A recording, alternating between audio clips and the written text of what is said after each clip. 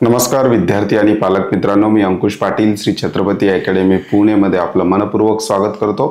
आजच्या व्हिडिओमध्ये आपण डिस्कस करणार आहोत की नीट यूजी 2025 चा रिझल्ट लागल्यानंतर ज्या काही प्रवेश प्रक्रिया होतात त्या प्रवेश प्रक्रियेचे फॉर्म भरण्यासाठी एकूण विद्यार्थ्यांना किती खर्च येतो। वेगवेगळ्या प्रकारच्या प्रवेश प्रक्रिया आहेत, त्याच्या स्टेट कोटा आहे, ऑल इंडिया कोटा आहे, अदर स्टेट आहेत। याच्यामध्ये काही फॉर्मची फीस असते, काही सिक्युरिटी अमाउंट असते। तर वेगवेगळ्या प्रवेश प्रक्रियांना किती खर्च येतो याविषयी डिटेल इन्फॉर्मेशन आपण आजच्या व्हिडिओमध्ये पाहणार आहोत। चॅनलवर नवीन असाल तर अशाच माहितीपूर्ण व्हिडिओसाठी श्री छत्रपती अकॅडमी पुणेच्या यूट्यूब चॅनलला सबस्क्राईब करा।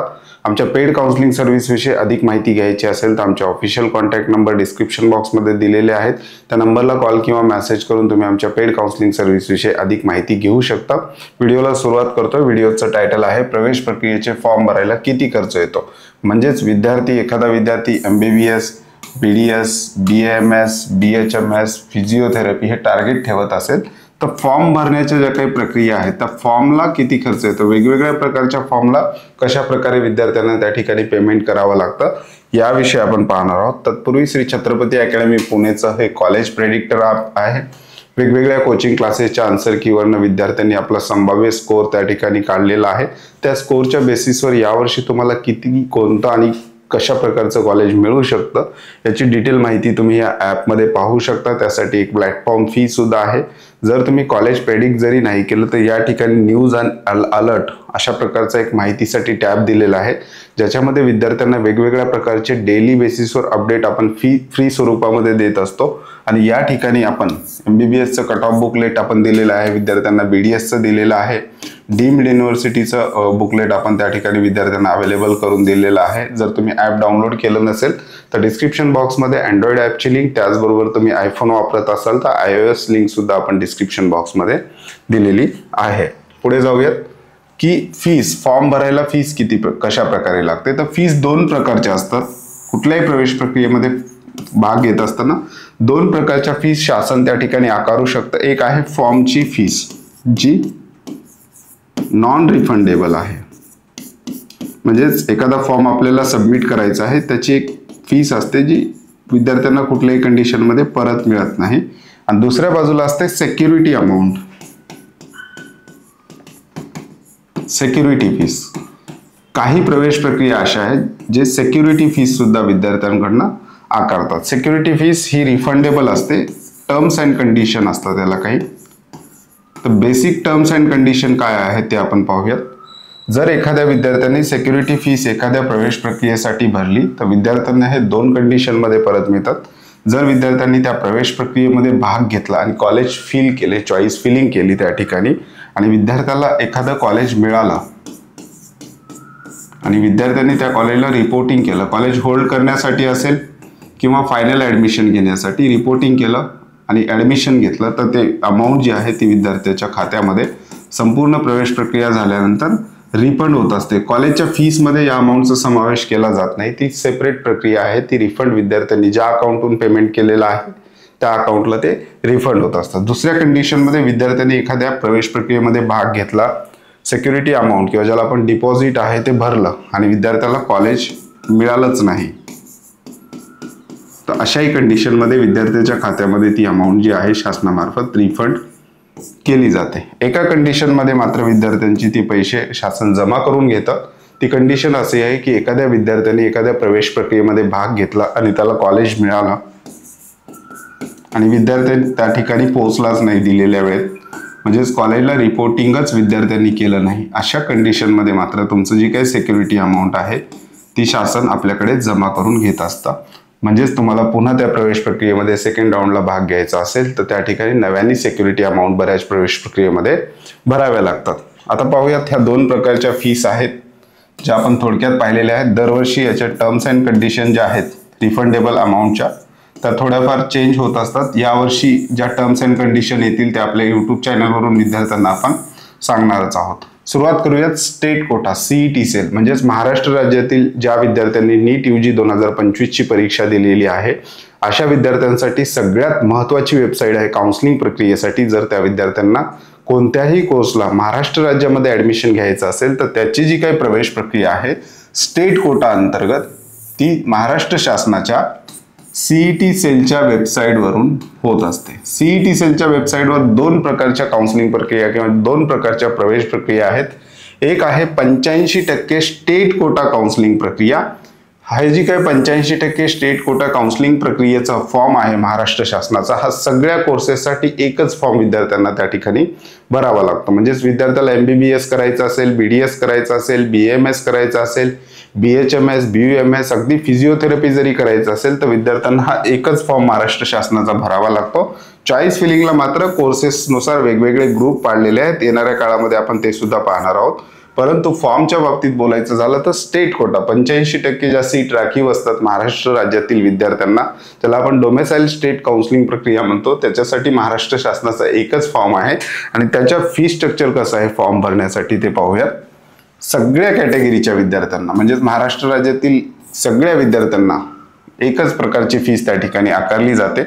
जर विद्यार्थ्याला कॉलेजेस फक्त ऑप्शनमध्ये मेरिट बेसवरच हवे आहेत, म्हणजेच मॅनेजमेंट कोट्याचा विद्यार्थी विचार करत नसेल, प्रायव्हेट किंवा सेमी गव्हर्नमेंट कॉलेजचा इन्स्टिट्यूशनल कोटा असतो किंवा ज्याला मॅनेजमेंट कोटा सुद्धा आपण म्हणतो, ज्याची फीस ओपन कॅटेगरीच्या 3 पट असते, त्या कोट्याचा विद्यार्थी विचारच करत नसेल, मार्क्स चांगले असतील, फक्त मेरिट बेसवर स्कॉलरशिप बेनिफिटसह विद्यार्थ्यांना ऍडमिशन घ्यायचं आहे, असा विद्यार्थी ओनली मेरिट बेसची जी काही फीस आहे ती फीस आहे 1000 रुपये. म्हणजे 1000 रुपये भरून मेरिट बेसवरचे जे काही कॉलेजेस आहेत, मग ते MBBS असतील, BMS असतील, BDS असतील, BHMS असतील, BUMS, फिजिओथेरपी, सगळ्या कोर्सेसला 1000 रुपये भरून विद्यार्थी महाराष्ट्र स्टेट काउन्सिलिंग प्रक्रियेमध्ये भाग घेऊ शकतो. दुसऱ्या प्रकारची फीस आहे इन्स्टिट्यूशनल कोटा. म्हणजे ज्या विद्यार्थ्यांना मार्क्स कमी आहेत, मेरिटवर ऍडमिशन भेटत नाही असं वाटत असेल आणि फक्त इन्स्टिट्यूशनल कोटा किंवा मॅनेजमेंटच्याच ऍडमिशनसाठी विद्यार्थी महाराष्ट्र स्टेट कोट्याच्या काउन्सिलिंगमध्ये भाग घेतो, अशा विद्यार्थ्यांसाठी 5000 फीस आहे. आणि ज्या विद्यार्थ्यांना दोन्ही ऑप्शन हवे आहेत, म्हणजेच मेरिट बेसवर पण ऑप्शन हवं आहे कॉलेज भरण्याचा आणि इन्स्टिट्यूशनल कोट्याचं पण ऑप्शन हवं आहे, अशा विद्यार्थ्यांना मात्र 6000 रुपये फीस त्या ठिकाणी भरून हा फॉर्म सबमिट करता येतो. हे झालं स्टेट कोटा 85% महाराष्ट्र शासनाची प्रवेश प्रक्रिया. महाराष्ट्र राज्य BAMS, BHMS, BUMS या कोर्सेससाठी ओपन स्टेट कोटा राज्य आहे. म्हणजेच महाराष्ट्र राज्यातील प्रायव्हेट किंवा सेमी गव्हर्नमेंट कॉलेजेस जे आहेत BAMS, BHMS, BUMS चे, याच्यामध्ये काही सीट या बाहेरील राज्यातील विद्यार्थ्यांसाठी सुद्धा राखीव ठेवल्या जातात. आणि बाहेरील राज्यातील विद्यार्थ्यांचे फॉर्म शक्यतो त्या ठिकाणी कमीच येतात. महाराष्ट्र राज्यातील विद्यार्थी सुद्धा याच्यात भाग घेऊ शकतो आणि महाराष्ट्राचेच विद्यार्थी याच्यामध्ये जास्तीत जास्त फॉर्म भरत असतात. आयुष कोर्सेसचं बोलायचं झालं तर स्टेट कोट्याचं जे मेरिट आहे त्याच्यापेक्षा कमी मेरिट इकडच्या पहिल्या राऊंडला लागत असतं. त्याच्यामुळे इकडे रजिस्ट्रेशन जे आहेत ते 4 ते 5000 विद्यार्थी दरवर्षी या ठिकाणी रजिस्ट्रेशन करत असतात. आयुषसाठी इकडे कॉम्पिटिशन कमी असते आणि या ठिकाणी 2च राऊंड कंडक्ट केले जातात. ज्या विद्यार्थ्यांना थोडाफार स्कोर कमी आहे आणि इकडे स्टेट कोट्यामध्ये जर BAMS होत नाही असं वाटत असेल तर अशा विद्यार्थ्यांना BAMS मिळवण्याची एक चांगली संधी या प्रवेश प्रक्रिया अंतर्गत येते. आणि या ठिकाणी जे काही फॉर्मची फीस आहे, सगळ्या कॅटेगरीच्या विद्यार्थ्यांना फॉर्मची फीस 2000 रुपये आहे, परंतु सिक्युरिटी डिपॉझिट जे आहे ते 50,000 रुपयापर्यंत घेतलं जातं. म्हणजेच हा फॉर्म भरायला विद्यार्थ्यांना जवळपास 52,000 एवढी रक्कम भरून फॉर्म सबमिट करता येतो. 50,000 ज्या काही कंडिशन मी अगोदर सांगितलेल्या आहेत त्या कंडिशन मध्ये विद्यार्थ्यांना रिफंड होत असतात. हे झालं स्टेट कोट्याचा. पुढे जाऊया. All India quota. All India कोट्यामध्ये वेगवेगळ्या प्रकारच्या काउन्सिलिंग प्रक्रिया आहेत. म्हणजेच MBBS, BDS साठी वेगळी वेबसाईट आहे आणि आयुष कोर्सेससाठी वेगळी वेबसाईट आहे. त्याच्यामध्ये आपण MBBS, BDS चं पाहूया, ज्याची प्रवेश प्रक्रिया MCCच्या ऑफिशियल वेबसाईटवरून होत असते, मेडिकल काउन्सिलिंग कमिटीच्या वेबसाईटवरून. याच्यामध्ये कोणकोणत्या प्रकारच्या कॉलेजच्या सीट भरल्या जातात, जे गव्हर्नमेंट कॉलेज आहे संपूर्ण देशभरातले त्याचे 15% सीट, त्याचबरोबर जे प्रायव्हेट किंवा सेमी गव्हर्नमेंट कॉलेज याच्यामध्ये येत नाहीत, सेंट्रल युनिव्हर्सिटी याच्यामध्ये भरल्या जातात सगळ्या. मग याच्यामध्ये एम्स आहे, जिपमर आहे, आर्म फोर्स मेडिकल कॉलेज आहे, बनारस हिंदू युनिव्हर्सिटी आहे, त्याचबरोबर डीम युनिव्हर्सिटी. डीम युनिव्हर्सिटीच्या 100% सीट MCCच्या ऑफिशियल वेबसाईटवरून भरल्या जातात. फक्त प्रायव्हेट किंवा सेमी गव्हर्नमेंट कॉलेजेस आहेत याचा समावेश याच्यामध्ये केल्या जात नाही. याच्या फीस कशा प्रकारे आहेत ते आपण पाहूयात. की या प्रवेश प्रक्रियेमध्ये जर एखाद्या विद्यार्थ्याला भाग घ्यायचा आहे तर याच्या फीस ज्या आहेत त्या कशा प्रकारे आहेत ते आपण आता थोडक्यात पाहूयात. जर विद्यार्थी ओपन आणि EWS प्रवर्गाचा असेल तर फॉर्मची फी जी आहे ती 1000 रुपये आहे आणि डिपॉझिट जो आहे तो 10,000 रुपये. हे कशासाठी? जर विद्यार्थ्याला फक्त गव्हर्नमेंट कॉलेज आणि सेंट्रल युनिव्हर्सिटीची काउन्सिलिंग प्रक्रिया करायची आहे, डीम करायचंच नाही, फक्त गव्हर्नमेंटसाठी ट्राय करायचं असेल आणि ओपन EWS प्रवर्गातला विद्यार्थी असेल तर 1000 फॉर्मची फीस आणि डिपॉझिट 10,000 रुपये. रिझर्व्ह कॅटेगरीचा विद्यार्थी आहे त्याला फक्त गव्हर्नमेंट कॉलेजेससाठीच ऑल इंडिया कोट्याची प्रवेश प्रक्रिया करायची आहे, तो डीमचा विचार करत नाही. अशा विद्यार्थ्यांसाठी फॉर्मची फीस 500 रुपये आणि डिपॉझिट 5,000. म्हणजेच ओपन EWS चा विद्यार्थी ऑल इंडिया कोट्यासाठी फक्त गव्हर्नमेंट कॉलेज करायचं असेल तर 11,000 रुपये भरतो आणि रिझर्व्ह कॅटेगरी, बाकी ज्या रिझर्व्ह कॅटेगरी आहेत त्यांना 5,500 इतकी फीस त्या ठिकाणी फॉर्मची भरावी लागते. परंतु ऑल इंडिया कोट्यामध्ये ज्या विद्यार्थ्यांना डीम्ड MBBS किंवा डीम्ड BMS प्रवेश प्रक्रिया पाहिजे असतील, डीमचे कॉलेजेस आपल्या चॉईस फिलिंग मध्ये हवे असतील, अशा विद्यार्थ्यांना मात्र 2 लाख रुपये एवढं डिपॉझिट त्या ठिकाणी भरावं लागतं. डीम साठी मात्र डिपॉझिट अमाऊंट या ठिकाणी मोठी आहे. 2 लाख सिक्युरिटी अमाऊंट म्हणू शकतो किंवा याला आपण डिपॉझिट म्हणू शकतो. तर 2 लाख एवढं डिपॉझिट विद्यार्थ्यांना त्या ठिकाणी भरावं लागतं. म्हणजेच विद्यार्थ्यांनी 2,05,000 रुपये जर भरले तर तो विद्यार्थी गव्हर्नमेंट पण करू शकतो, सेंट्रल युनिव्हर्सिटीज पण करू शकतो आणि डीम पण त्याच्यामध्ये एकत्रित करू शकतो. जी मोठी रक्कम आहे डीमची, ही जर विद्यार्थ्यांनी भरली तर हे सगळे कॉलेजेस त्याच्यामध्ये विद्यार्थी भरू शकतो. परंतु ज्या विद्यार्थ्यांना फक्त गव्हर्नमेंट 15% आणि सेंट्रल युनिव्हर्सिटीज मध्ये एम्स असतील, जिपमर असतील एवढंच करायचं आहे, अशा विद्यार्थ्यांसाठी 2 लाख रुपये नाही, त्यांच्यासाठी 10,000 रुपये डिपॉझिट आहे आणि कॅटेगरीचा विद्यार्थी असेल तर 5,000 रुपये डिपॉझिट आहे. परंतु डीम समाविष्ट करायचा असेल तर 2 लाखाचं डिपॉझिट विद्यार्थ्यांना त्या ठिकाणी भरावं लागतं. All India Kota Ayush counselling प्रक्रिया ज्या आहेत त्या कशा प्रकारे आहेत, त्याचे सीट कशा प्रकारे भरल्या जातात ते आपण पाहूया. आयुष काउन्सिलिंग मध्ये ऑल इंडिया कोट्यामध्ये BAMS, BHMS, BUMS चा समावेश असतो. ही सेंट्रल गव्हर्नमेंटची प्रवेश प्रक्रिया आहे. जसं MBBS BDS साठी ऑल इंडिया कोटा MCCच्या वेबसाईटवरून होतो, तसंच आयुष कोर्सेस जे आहेत BAMS, BHMS, BUMS याच्यासाठी जी काही सेंट्रल गव्हर्नमेंटची काउन्सिलिंग प्रक्रिया आहे ती AACCच्या वेबसाईटवरून होत असते. याच्यामध्ये संपूर्ण देशभरातील जे काही गव्हर्नमेंट BAMS, BHMS कॉलेजेस आहेत त्याच्या 15% सीट, त्याचबरोबर यांच्या पण काही सेंट्रल युनिव्हर्सिटीज आहेत, NIH सारख्या नॅशनल इन्स्टिट्यूट ऑफ आयुर्वेदा, त्याच्यानंतर याच्या पण डीम युनिव्हर्सिटी ज्या आहेत, प्रायव्हेट युनिव्हर्सिटीज आहेत, याची प्रवेश प्रक्रिया AACCच्या वेबसाईटवरून होत असते. आणि फीस कशा प्रकारे आहे ते आपण या ठिकाणी पाहूया. समजा all India quota government colleges विद्यार्थ्यांना करायचा असेल, विद्यार्थी अनरिझर्व्ह EWS OBC NCL असेल तर 1,000 रुपये फॉर्मची फीस होती.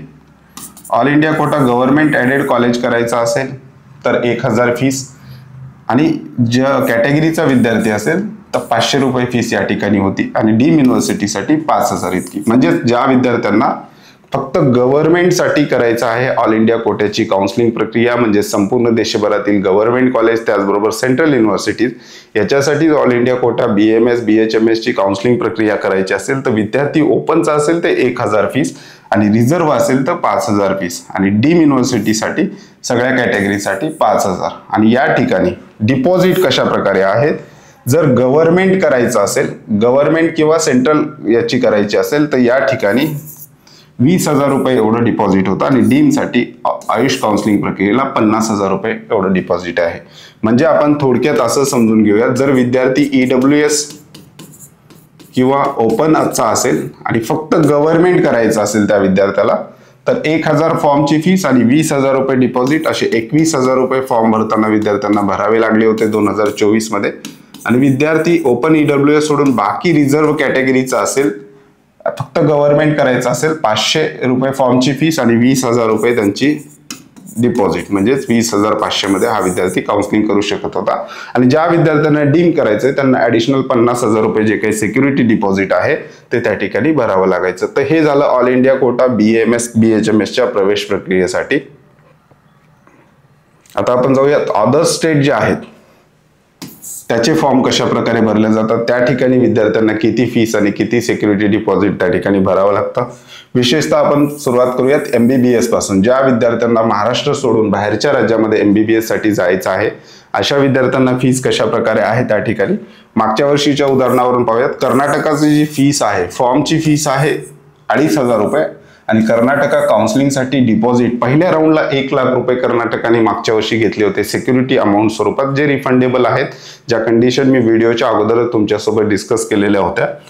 परंतु सेकंड राऊंडला कर्नाटकाने जवळपास 11 लाख ते 12 लाख एवढं डिपॉझिट, म्हणजे कॉलेजची फीसच विद्यार्थ्यांकडनं अगोदरच डिपॉझिट स्वरूपात भरून घेतली होती. म्हणजे तुम्हाला 100% ऍडमिशन घ्यायचं असेल तरच ती चॉईस फिलिंगसाठीचं सिक्युरिटी डिपॉझिट भरा, त्यानंतर तुमची चॉईस फिलिंग ओपन होईल. अशा प्रकारची कंडिशन कर्नाटकाने मागच्या वर्षी दिलेली होती. परंतु रेग्युलरली 1 लाख रुपये पहिल्या राऊंडला डिपॉझिट आहे. म्हणजे ज्या विद्यार्थ्यांना कर्नाटकामध्ये पार्टिसिपेट करायचं आहे अशा विद्यार्थ्यांनी पहिल्या राऊंडला ट्राय करावं. डिपॉझिट कमी असतं. सेकंड थर्ड राऊंडला कर्नाटकाचे डिपॉझिट त्या ठिकाणी वाढत जातात. म्हणजेच एखाद्या विद्यार्थ्यांनी पहिला राऊंड मिस केला आणि सेकंड राऊंड पासून कर्नाटकाची चॉईस फिलिंग करायचं ठरवलं तर त्या ठिकाणी डिपॉझिट अमाऊंट वाढू शकते. त्याच्यानंतर पुढचं महत्वाचं स्टेट आहे उत्तर प्रदेश. फॉर्मची फीस आहे 2000 रुपये आणि डिपॉझिट किंवा सिक्युरिटी अमाऊंट 2 लाख रुपये विद्यार्थ्यांना भरावी लागते. त्याच्यानंतर तेलंगणाच्या फॉर्मची फीस म्हणजे फक्त फॉर्म भरून त्या ठिकाणी सबमिट करायचं असेल तर 6300 आणि पुन्हा या ठिकाणी डिपॉझिट अमाऊंट नाही. विद्यार्थी विदाऊट डिपॉझिट चॉईस फिलिंग किंवा कॉलेजेस भरू शकतो. परंतु विद्यार्थ्याला कॉलेज मिळाल्यानंतर जे अलॉटमेंट लेटर डाउनलोड करायचं असते त्याच्यासाठी 40,000 ते 80,000 रुपये तेलंगणाच्या वेबसाईटवर विद्यार्थ्यांना त्या ठिकाणी भरावे लागतात आणि हे नॉन रिफंडेबल आहेत. म्हणजेच अलॉटमेंट लेटर तुम्ही डाउनलोड केलं तर तुम्ही ऍडमिशन घ्या किंवा नका घेऊ, या ठिकाणी तुम्हाला हे पैसे रिफंड केले जात नाही. तेलंगणाची थोडीशी कंडिशन वेगळी असते. केरळाच्या बाबतीत बोलायचं झालं तर कॉलेजची फीस पण कमी आहेत केरळमध्ये MBBSच्या आणि फॉर्म फीस पण जास्त क्लिष्ट नाहीये किंवा जास्त हार्ड त्यांनी केलेली नाही. फॉर्मची फीस आहे 625 रुपये आणि डिपॉझिट MBBSची चॉईस फिलिंग करायची असतील तर जवळपास 5 ते 10,000 एवढंच डिपॉझिट केरळामार्फत सिक्युरिटी अमाऊंट म्हणून विद्यार्थ्यांकडून घेतलं जातं. आता आपण पाहूयात अदर स्टेट. BAMS साठी 2 स्टेट महत्वाचे आहेत ज्याच्यामध्ये महाराष्ट्र राज्यातील विद्यार्थी ऍडमिशन घ्यायला इच्छुक असतात. एक आहे कर्नाटका आणि मध्य प्रदेश. या प्रवेश प्रक्रियेमध्ये त्या स्टेटमधले प्रायव्हेट सेमी गव्हर्नमेंट कॉलेजेसचा समावेश असतो. याच्या अगोदर मी जे MBBS जरी सांगितलं असेल अदर स्टेटमध्ये किंवा आता BAMS आपण डिस्कस करतोय तर याच्यामध्ये गव्हर्नमेंट कॉलेजचा समावेश नसतो. गव्हर्नमेंट कॉलेज MCCच्या ऑल इंडिया कोट्यामार्फत भरल्या जातात. MBBS BDS साठीचे आणि BAMS BHMS BUMSचे AACCCच्या वेबसाईटवरून भरल्या जातात. परंतु हे जे काही प्रायव्हेट अदर स्टेट कोटा असतो म्हणजे बाहेरील असे काही राज्य आहेत जे आपल्या स्टेटच्या काही सीट बाहेरच्या राज्यातील विद्यार्थ्यांसाठी रिझर्व्ह ठेवत असतात. त्यासाठी महाराष्ट्र राज्यातील विद्यार्थ्यांना भाग घ्यायचा असेल त्याला अदर स्टेट कोटा असं आपण म्हणतो. कर्नाटकामध्ये BAMS करायचं असेल विद्यार्थ्याला प्रायव्हेट कॉलेजला तर 2,500 फॉर्मची फीस आहे. डिपॉझिट कसल्याही प्रकारचं BAMS ला या ठिकाणी घेतलं जात नाही. मध्य प्रदेश फॉर्मची फीस 500 रुपये, या ठिकाणी डिपॉझिट नाही. म्हणजे अदर स्टेट ओपन कोटा जे राज्य आहेत ते BAMS साठी डिपॉझिट त्या ठिकाणी ठेवत नाहीत. फक्त MBBS साठी त्या ठिकाणी सिक्युरिटी डिपॉझिट विद्यार्थ्यांकडून भरून घेतले जातात. तर अशा प्रकारच्या वेगवेगळ्या प्रकारच्या फीस विद्यार्थ्यांना त्या ठिकाणी भराव्या लागतात. सगळ्यात मोठ्या अमाऊंट ज्या आहेत ते MBBSच्या सिक्युरिटी डिपॉझिट आहेत ते विद्यार्थ्यांना त्या ठिकाणी भरावं लागतं. आता या ठिकाणी व्हिडिओच्या शेवटी आणखी काही महत्वाची गोष्ट आहे की विद्यार्थी जर डीम युनिव्हर्सिटीमध्ये पार्टिसिपेट करणार असेल किंवा अदर स्टेटमध्ये पार्टिसिपेट करणार असेल तर विद्यार्थ्याला ज्या बँक अकाउंटवरून विद्यार्थी पेमेंट करायचं ठरवतो आहे, मग हे कोणाचंही चालेल, विद्यार्थ्याचं चालेल, पालकाचं चालेल, नातेवाईकाचं चालेल, कुठल्याही अकाउंटवरून विद्यार्थी फॉर्मची फीस भरू शकतो.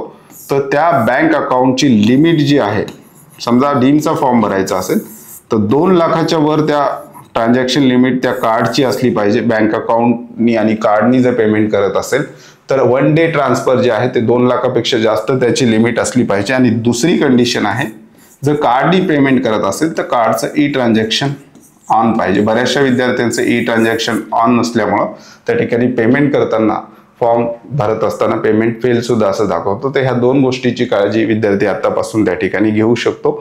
ते संपूर्ण जे काही फीसचे PDF आहे डिस्क्रिप्शन बॉक्समध्ये तुम्हाला देणार आहे, त्या ठिकाणी तुम्ही पाहू शकता. त्याचबरोबर ॲपमध्ये सुद्धा आपण हे फीस स्ट्रक्चरचे जे काही डिपॉझिट असतील, फॉर्मच्या फीस असतील हे विद्यार्थ्यांना देणार आहोत. हा संपूर्ण डाटा 2024चा होता. 2025 मध्ये याच्यामध्ये काही बदल घडले तर आपण तसं विद्यार्थ्यांना अपडेट करतच राहू. चॅनलवर नवीन असाल तर अशाच माहितीपूर्ण व्हिडिओसाठी श्री छत्रपती अकॅडमी पुणेच्या YouTube चॅनलला सबस्क्राईब करा. आजच्या व्हिडिओमध्ये आपण इथेच थांबतोय. पुन्हा भेटूयात आणखी एका नव्या आणि माहितीपूर्ण व्हिडिओमध्ये. धन्यवाद.